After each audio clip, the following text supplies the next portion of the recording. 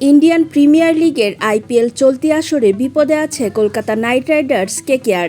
Bollywood superstar Shahrukh খানের মালিকানাধীন এই ফ্র্যাঞ্চাইজির হয়েই চলতি আইপিএল খেলার কথা ছিল বাংলাদেশ দলের তারকা পেসার কাটার মাস্টার মুস্তাফিজুর রহমানের। কিন্তু ভারতের উগ্র হিন্দুত্ববাদীদের হুমকির কারণে শেষ পর্যন্ত আইপিএল থেকে মুস্তাফিজকে বাদ দিয়ে দেয় ভারতীয় ক্রিকেট কন্ট্রোল বোর্ড বিসিসিআই। মুস্তাফিজের এক ইস্যুতে পানি কম গড়ায়নি। বাংলাদেশ টি-20 বিশ্বকাপ খেলতে ভারতে যায়নি। আইপিএলের সম্প্রচার বাংলাদেশে বন্ধ রয়েছে।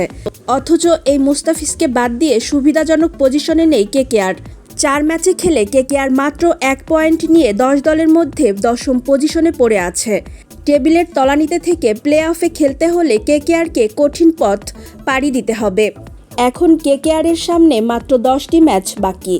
তবে এখনও প্লে অফের দরজা পুরোপুরি বন্ধ হয়ে যায়নি।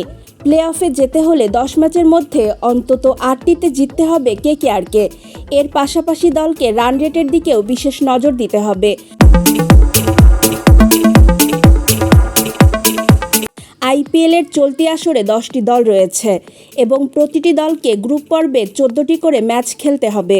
এর মধ্যে 7টি ম্যাচ ঘরের মাঠে এবং 7টি ম্যাচ বাইরে খেলতে হবে।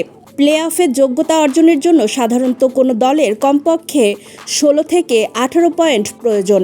যদি কেকেআর 8টি ম্যাচ জিততে সক্ষম হয় তাহলে তাদের মোট পয়েন্ট হবে 17। তখন প্লে অফে যাওয়ার পথ পরিষ্কার হয়ে যাবে।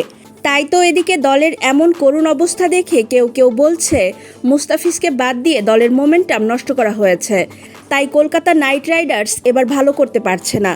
তবে এখন নিজেদের শেষ 10 ম্যাচে ঘুরে দাঁড়াতে মরিয়া রাহানের নেতৃত্বে দলটি। দর্শক, এই ছিল খেলার খবর। পরবর্তী খবর পেতে চ্যানেলটি সাবস্ক্রাইব করে সাথেই থাকুন।